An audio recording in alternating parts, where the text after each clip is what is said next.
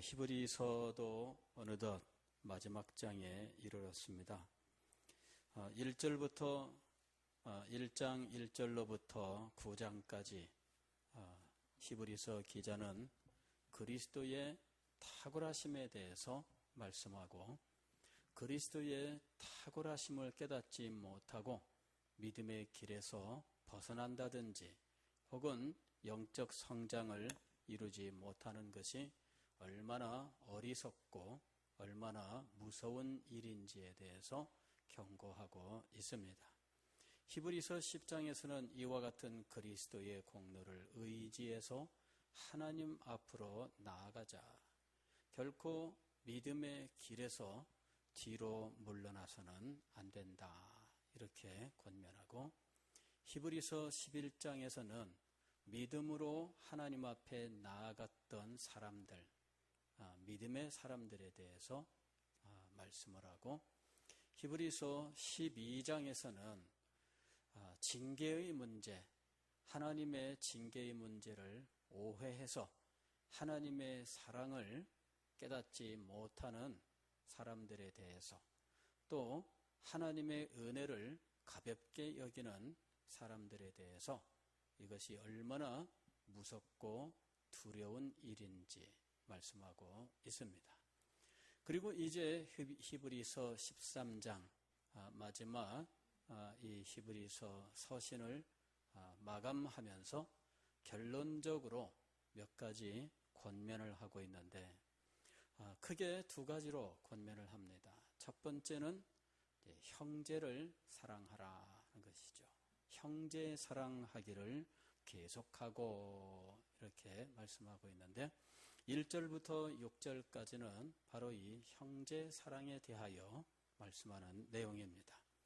그 다음에 7절 이하에서 히브리서 기자는 말씀을 가르치고 인도하는 사람들에 대하여 어떤 자세와 또 어떤 행동을 해야 할 것이냐 하는 두 가지 큰 문제로서 히브리서를 총정리하고 있는 것입니다. 자, 오늘은 1절부터 6절까지 형제 사랑에 대해서 함께 생각하겠습니다. 형제 사랑하기를 계속하고 손님 대접하기를 잊지 말라. 이로써 부지 중에 천사들을 대접한 이들이 있었느니라. 1절부터 5절까지 각 절마다 한 가지 내용씩을 권면하는 형식으로 되어 있습니다. 첫째는 형제 사랑하기를 계속하라. 두 번째로는 손님 대접하기를 잊지 말라. 3절에서는 갇힌 자를 생각하라. 4절에서는 결혼을 귀하게 여기라. 5절에서는 돈을 사랑하지 말라. 이렇게 5가지 내용을 이야기하고 있습니다. 5가지로 이야기하지만 전체를 관통하고 있는 것은 형제 사랑입니다. 형제 사랑. 시편 133편 1절을 보면 형제가 연합하여 동거함이 어찌 그리 선하고 아름다운고. 이스라엘 백성들이 하나의 공동체가 되어서 하나님의 나라, 하나님의 교회를 이루고 그 교회 안에 형제 사랑이 충만한 것, 그것에 대해서 그 아름다움을 노래하고 있습니다. 형제가 연합하여 동거함이 어찌 그리 선하고 아름다운고. 여기에 이 형제는 그리스도를 구주로 믿는 모든 성도들을 의미하는 겁니다. 그리스도를 구주로 믿는 모든 성도들은 서로에 대하여 하나님을 한 아버지로 모신 형제와 자매로 호칭을 했습니다. 초대교회는 형제와 자매로 호칭을 하는 것이 성도 서로 간의 호칭의 일반적인 관행이었습니다. 형제요, 자매요.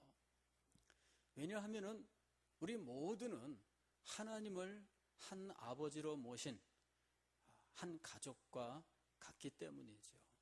그리스도는 우리에게 있어서는 가장 큰 맏아들이 됩니다. 그리스도께서 맏아들이 되시고 그 후에 우리 모두는 한 형제와 자매로서 하나의 가족을 이루고 있다는 것입니다. 그리고 그 가족이 정말 아름답고 기쁘고 즐거운 것은 그 안에 사랑이 충만할 때입니다. 가족이 사랑이 없는 가족이라면 얼마나 삭막하고 얼마나 고통스러운지 몰라요. 서로 자기만 아는 형제 자매들, 여러분 그런 형제 자매들의 사이에 무슨 기쁨이 있겠으며 무슨 사랑이 있겠으며 무슨 즐거움이 있겠어요? 저는 그런 집을 봤어요. 부모님이 돌아가셨는데 마지막에 형제들이 그 재산 때문에 원수가 되는 거, 그걸 봤어요. 한 집사님이 쉬쉬 하더니 어느 날 아버님이 돌아가셨다 그러더라고. 그러면서 막 억울해가지고 그러는 거예요. 그럼 왜 그런가 했더니 이 아버지가 이제 새장가를 갔는데 젊은 부인이 이제 아들을 하나를 낳았는데 아버지를 살살 이렇게 해서 이 아들한테로 이거를 다 돌려놨다는 거예요. 그런데 얘기들은 항상 다 똑같습니다. 아버지는 정신이 왔다 갔다 하고 그러는 사이에 이 새엄마가 아버지 도장을 가지고 다 돌려놨다라. 이제 이야기는 어떻게 하나 들을 수 있는 똑같은 레퍼토리예요. 그래가지고 이제 자기들은 받을 게 하나도 없다. 이래가지고 이제 형제들이 난리가 났어요. 그러니 날마다 그런 문제로 형제들 사이에 서로 삿대질하고 싸워대고 막 그러는데 이건 보통이 아닙니다. 제가 아는 어떤 목사님은요, 오래전 일입니다. 이분이 막내고 형님들이 몇 분이 계신데 고향에 부모님이 계셔서 인사하러, 부모님한테 인사하러 이렇게 이제 때가 되면은 시골에 내려갔어요. 그랬더니 나중에 들려오는 말이 저 집 막내가 아버지 재산을 노리고 자주 온다, 이렇게 소문이 난 거예요. 그래가지고는 형제들이 다 모인 자리에서 자기가 한번 얘기를 했대요. 나는 하나도 안 가져도 좋으니까 형님들 절대로 오해하지 말라. 형님들도 다 한 자리 하는 사람들이라서 무슨 시골에 그거 땅 하나 무슨 집 한 채 그것 가지고 연연해야 할 형제들이 아닌데, 그러나 사람이란 모르는 거예요. 그래가지고 선언을 했어. 나는 안 가질 테니까 생각하지 말아라. 내가 가는 거는 내가 부모님 생각해서 돌아가시기 전에 한 번이라도 더 뵈려고 갈 뿐이지 재산 나중에 나 한 푼도 안 줘도 괜찮다. 상관없다.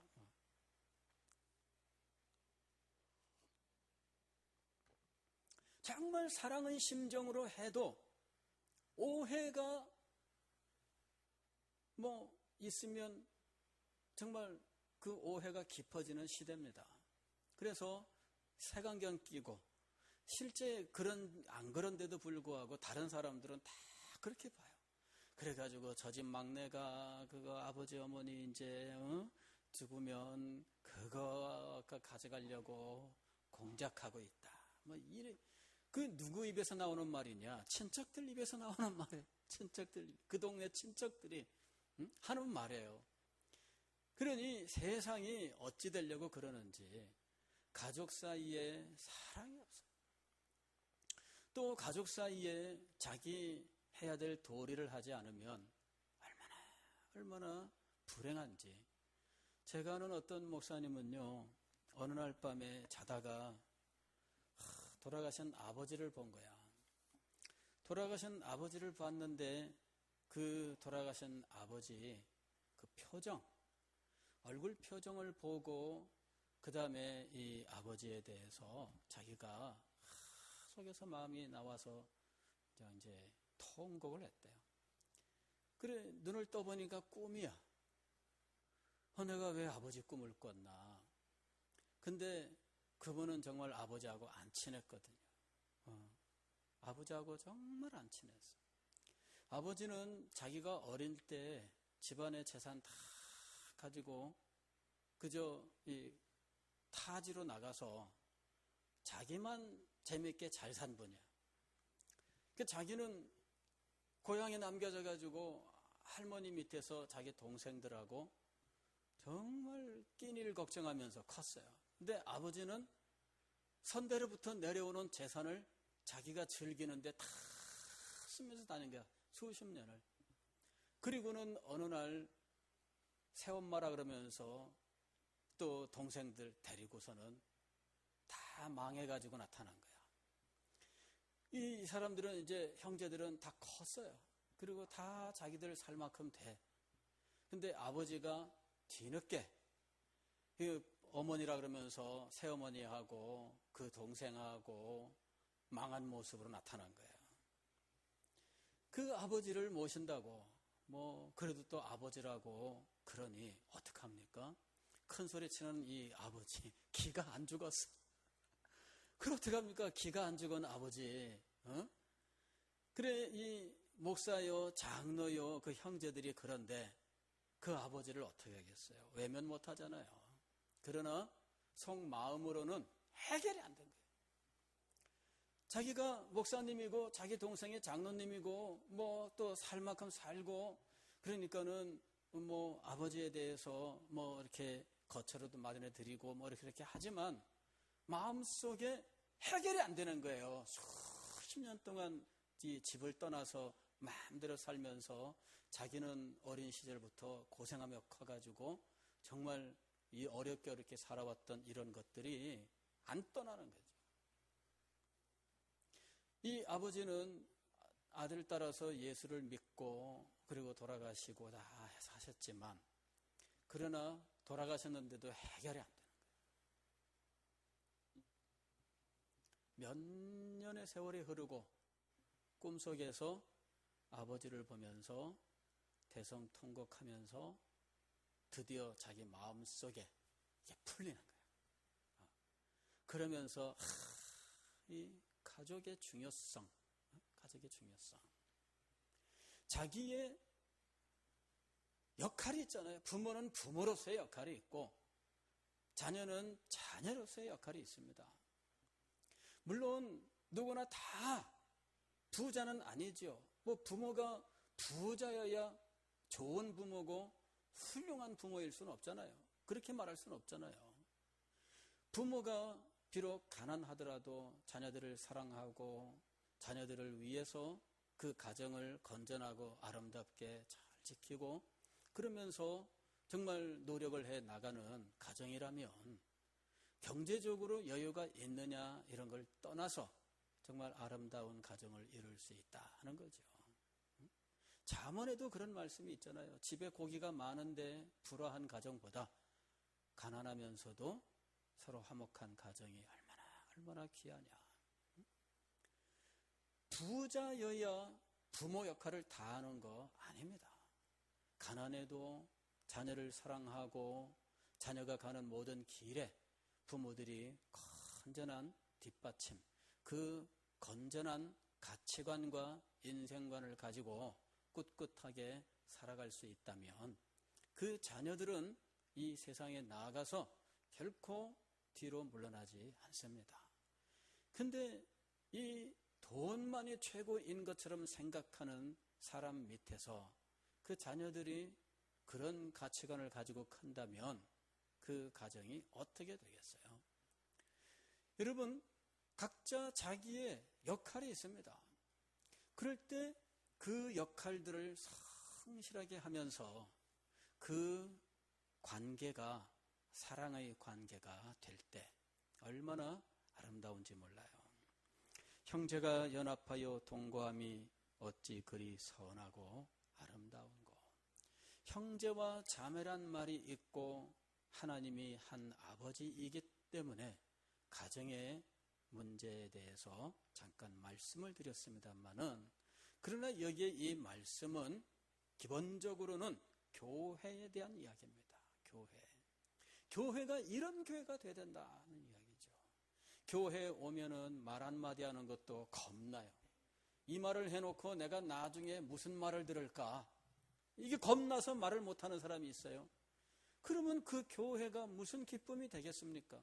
교회 올 때마다 늘 마음속에 말실수 말아야 되는데 그런 생각하고 교회 온다면 그 교회가 정말 무슨 교회겠습니까? 주님의 은혜가 있는 교회겠습니까? 교회 오면은 늘 겁나, 누가 또 이 책 잡지는 않을까, 하여튼 난 그 사람은 겁나, 이러는 상황이면 어떻게 교회 생활이 기쁘고 즐겁겠어요? 내가 교회 올 때마다 겁나는데 우리 교회에 누군들 데려오고 싶겠습니까? 왜 교회가 전도가 안 될까? 이유는 뭐 여러 가지 다 말해볼 수는 있지만 가장 근본적으로는 내가 기쁘지 않은데 누구를 데려오겠느냐, 그 이유도 굉장히 커요. 실제로 사람들에게 물어보면 내가 이 교회를 다니고는 있지만 나도 안 기뻐. 그러면 누가 그 교회 친구를 데려오려고 하겠어요? 내가 이 교회에 왔는데 너무 기쁘고 즐겁습니다. 그러면은 친구들에게 말을 합니다. 야, 내가 우리 여기 갔더니 야, 너무너무 좋더라 얘기해요. 그런데 그런 말을 안 해. 좋더라 이런 말을 안 해. 지금 뭔가 문제가 생긴 거예요. 뭔가 문제가 생긴 겁니다. 우리가 자신의 영혼에 문제가 생겼든지 뭔가 우리 교회가 지금 현재 문제가 있는 겁니다.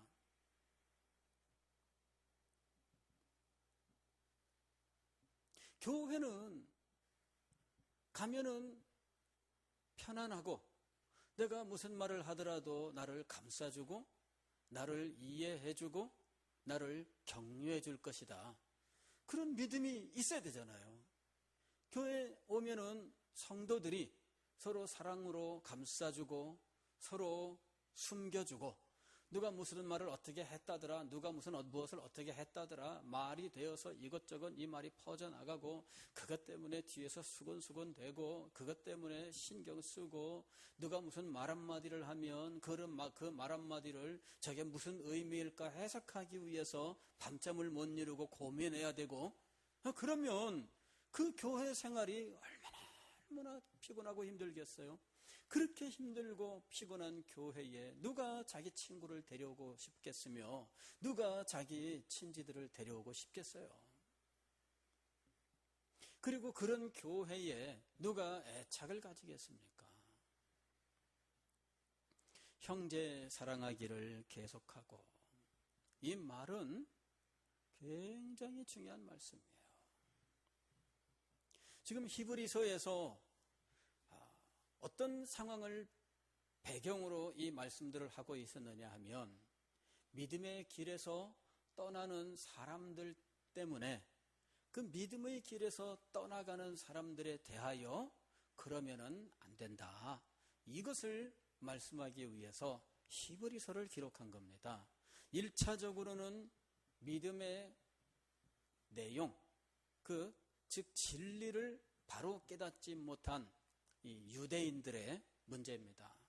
유대인들은 예수 그리스도를 믿되 여전히 유대교식으로 예수님을 믿고 있었던 사람들이 있습니다.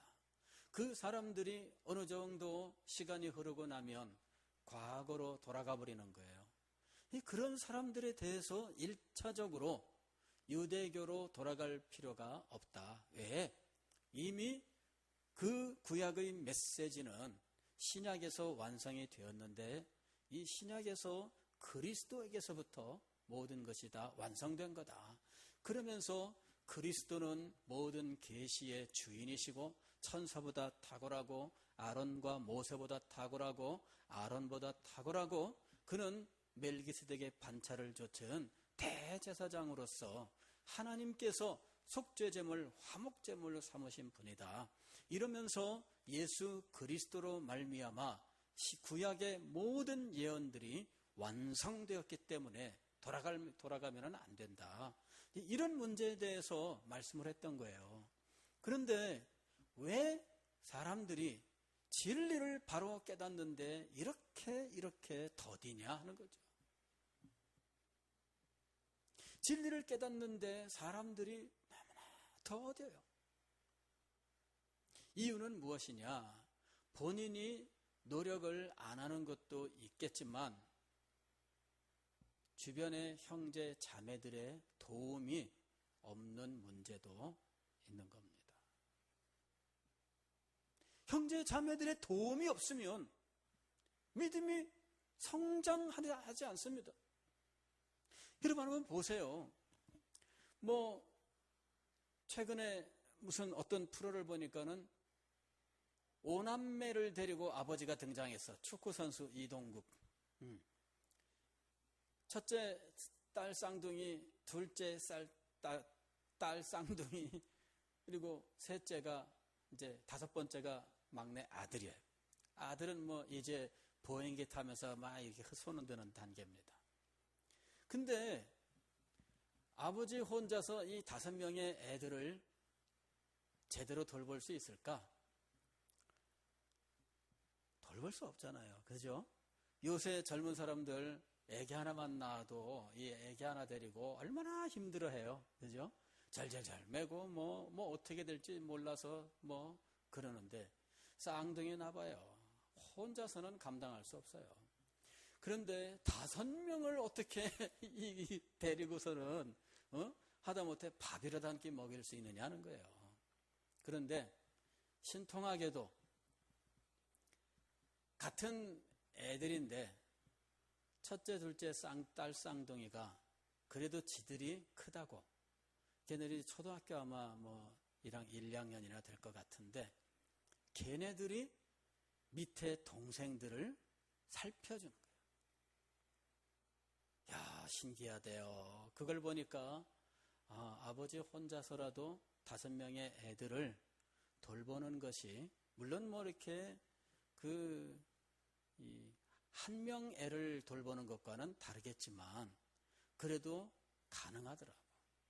애들한테 밥 먹이고 씻기고 설거지하고 청소하고 그거 다 해요. 근데 어떻게 그게 가능하냐? 형제들 사이에 서로 도와줌으로 그게 가능한 거예요. 형제들 사이에 서로 도와줌으로. 우리 교회에 있었던 장성면 목사님, 지금 밀양에서 단장 선교교회 개척해서 이제 목회 중인데 우리 교회에서 지금 선교 지원을 조금 하고 있습니다. 근데 그 집에 아이들이 7명이야. 지난주에 우리 남전도에서 그 교회 근처 그 산장으로 수련회를 갔는데 한번 그 집 식구를 다 불러서 이제 점심 식사를 대접을 했대요. 9명이야 그 집 식구가. 교회 개척을 했는데 일단 9명으로 시작해. 와, 대단하죠? 근데 그 7명의 아이들을 사모님이, 목사님은 전혀 안 도와줍니다. 네, 목사님이 전혀가 안 도와줍니다. 사모님이 다 하는 거예요. 그런데 어떻게 그게 가능하냐? 언니 오빠들이 있어가지고 동생들을 돌봐주는 거예요.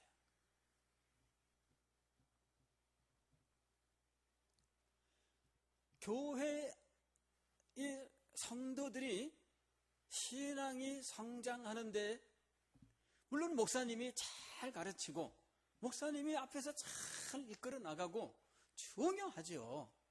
그러나 그에 못지않게 결정적으로 중요한 것은 성도 여러분의 역할이에요.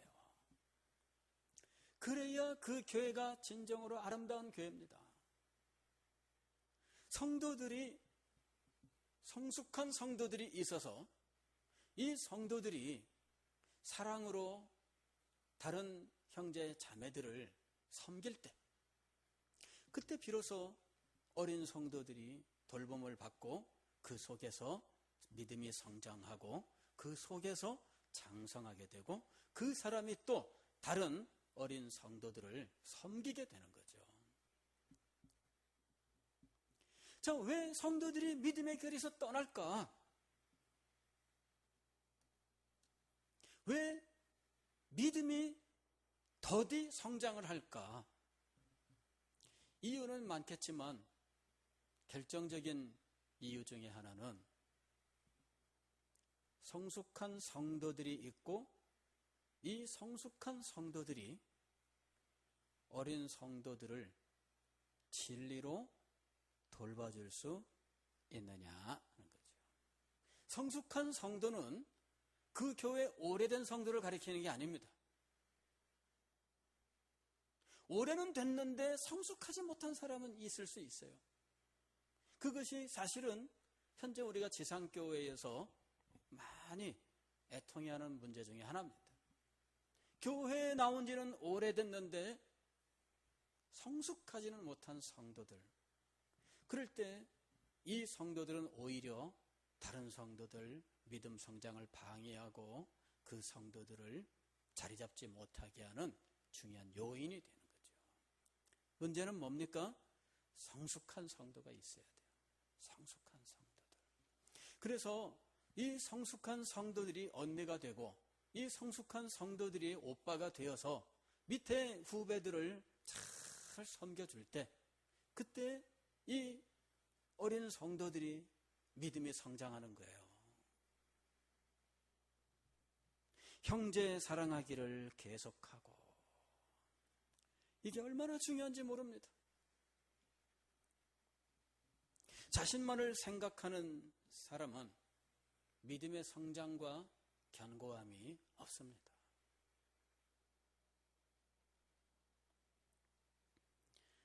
데살로니가전서 4장 9절 말씀을 보면 형제 사랑에 관하여는 너희에게 쓸 것이 없음은 너희가 친히 하나님의 가르치심을 받아 서로 사랑함이라 하고 말씀합니다. 형제 사랑에 대하여는 내가 쓸 것이 없다. 사도 바울이 그렇게 이야기를 했어요. 이유는 뭐냐? 너희가 친히 하나님께 배웠다 이거죠. 형제 사랑을 누구에게 배웠다고요? 하나님에게 배웠습니다. 즉 그리스도인의 기본적인, 아니 본능적인 특성 중에 하나는 형제 사랑이라는 거죠. 내가 예수 그리스도를 구주로 영접했습니까? 내가 하나님을 나의 아버지로 부르고 있습니까? 그렇다면 그 사람에게 당연히 무엇이 존재하고 있습니까? 형제 사랑이 존재하고 있다는 거예요.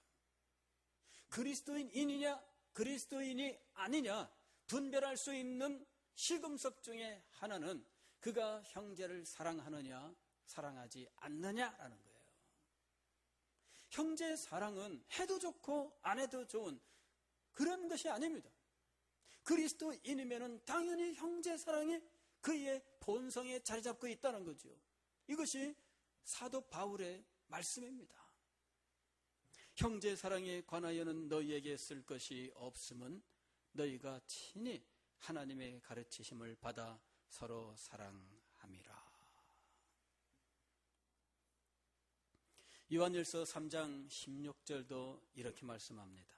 그가 우리를 위하여 목숨을 버리셨으니 우리가 이로써 사랑을 알고 우리도 형제들을 위하여 목숨을 버리는 것이 마땅하니라. 즉 그리스도께서 우리를 형제라 부르시고 형제를 위하여 당신의 목숨을 바치셨습니다. 그래서 그리스도는 형제 사랑의 모범을 보이셨을 뿐만 아니라 형제 사랑을 우리에게 가르치셨습니다. 그래서 그리스도의 십자가를 붙드는 사람 속에는 형제의 사랑이 존재하고 있는 겁니다.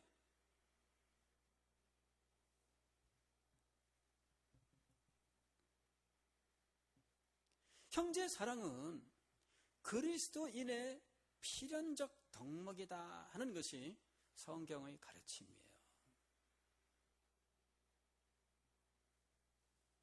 여러분이 신앙생활을 하는 중에 분명히 염두에 두어야 할 것이 무엇이냐?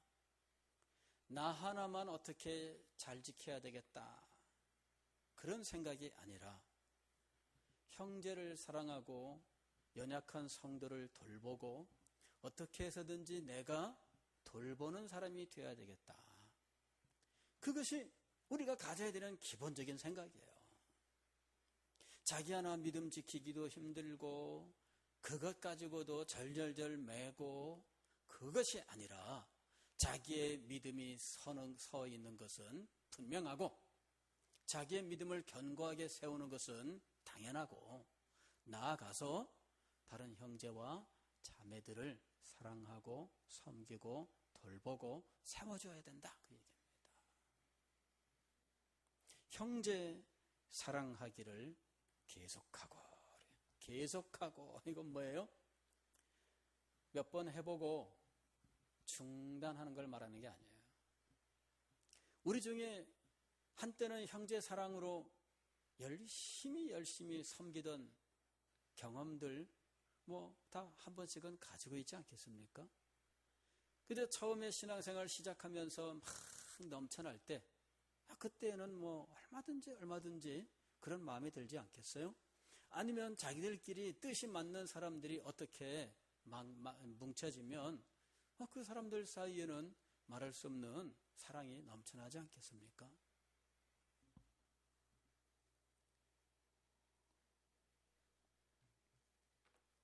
과거에 저도 청년 시절에 뜻이 맞는 사람들이 있었어요. 그래가지고 이 뜻이 맞는 사람들끼리는 수시로 밤도 새고, 어떤 그분 집에 놀러 가서 그날 밤에 실컷 얘기하고 밤새도록 얘기해. 그 얘기의 주제도 아주 그 예수님의 사랑과 십자가의 진리와 우리 청년부를 어떻게 할 것이냐, 앞으로 우리가 이 청년부에서 어떻게 해서 이렇게 했으면 좋겠다, 우리가 이렇게 가서 미리 가서 예배당 준비를 하고 우리 성도들 이렇게 해서 어떻게 하자, 그런 얘기들로 밤을 샜어요. 그리고 청년부 집회 토요일 날인데 미리 일찍 가서 예배실 청소 싹 하고 방석 다 깔아놓고 다 점검을 하고 그러는데, 같이 나타나서 혼자 하는 것이 아니라 밤새 얘기했던 그 사람하고 같이 와서 같이 그 일을 하는 거예요.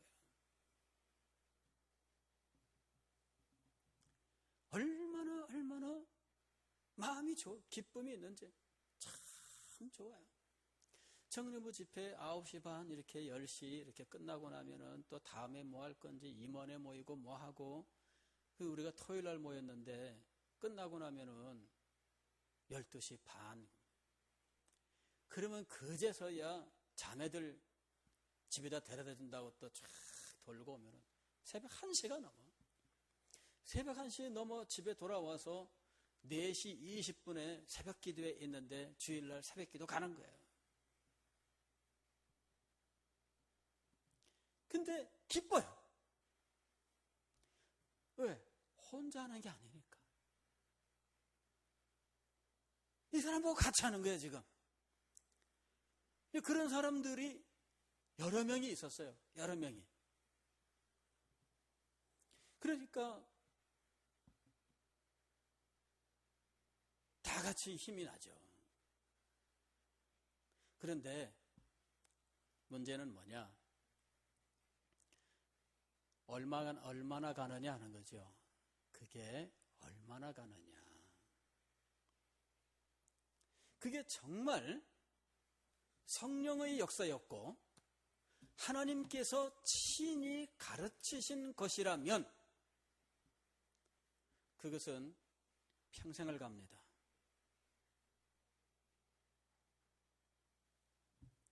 근데 인간적으로 어디 가든 경험할 수 있는 인간적 친밀함에서 비롯된 것이라면 거기서 끝납니다.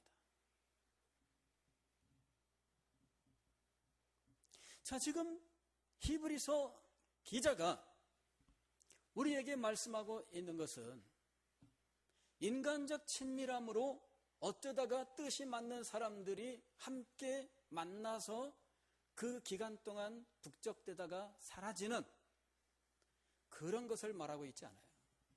여기서 말씀하고 있는 것은 성령이 역사하셨고 하나님께서 형제의 사랑을 친히 그에게 가르쳐 주셔서 그의 영혼 속에 그의 존재, 그의 본성으로 자리 잡아서 평생을 떠나지 아니하고 역사하고 있는 형제 사랑에 대한 이야기입니다. 형제 사랑하기를 계속하고. 한 번 하는 것은 누구나 다 잘할 수 있습니다.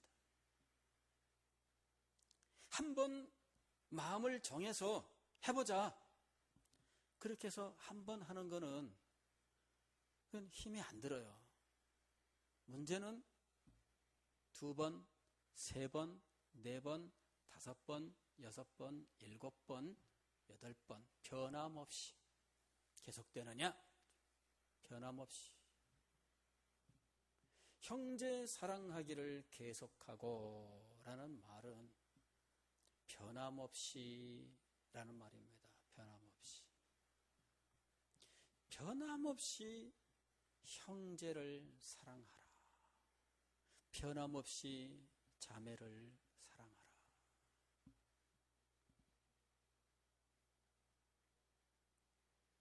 그럴 때 그 변함없는 사랑과 그 변함없는 섬김이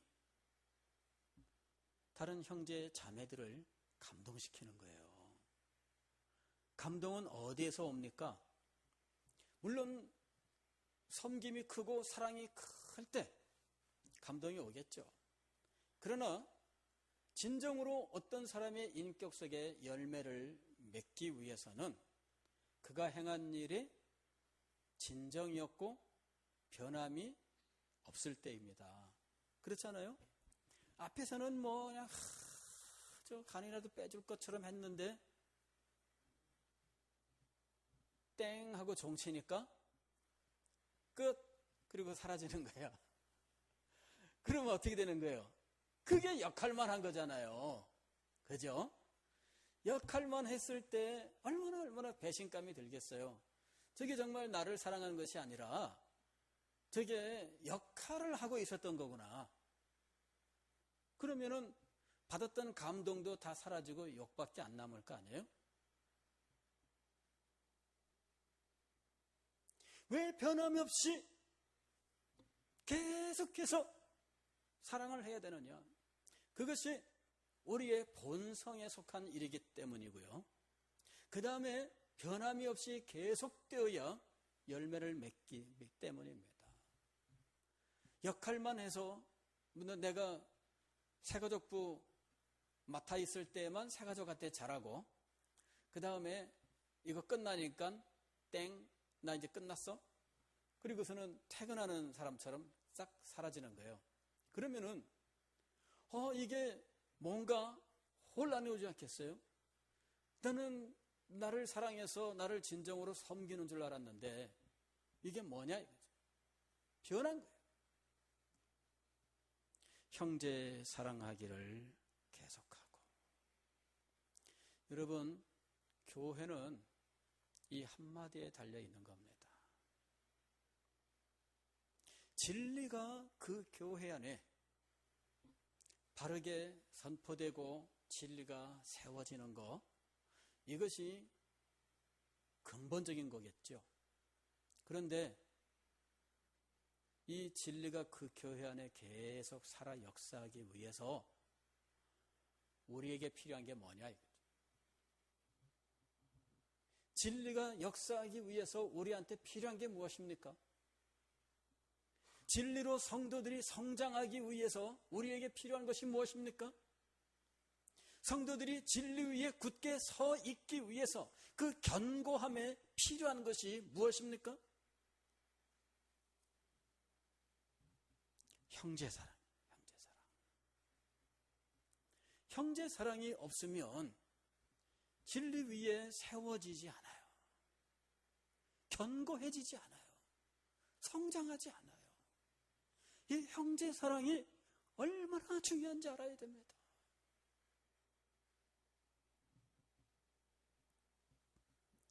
사랑하는 성도 여러분, 우리는 교회가 진리 위에 세워지고 진리 위에 견고하여져서 오직 진리로 성장해 가야 한다고 믿습니다. 그러나 그 일을 위하여 우리에게 정말 필요한 것은 형제 사랑인 것입니다.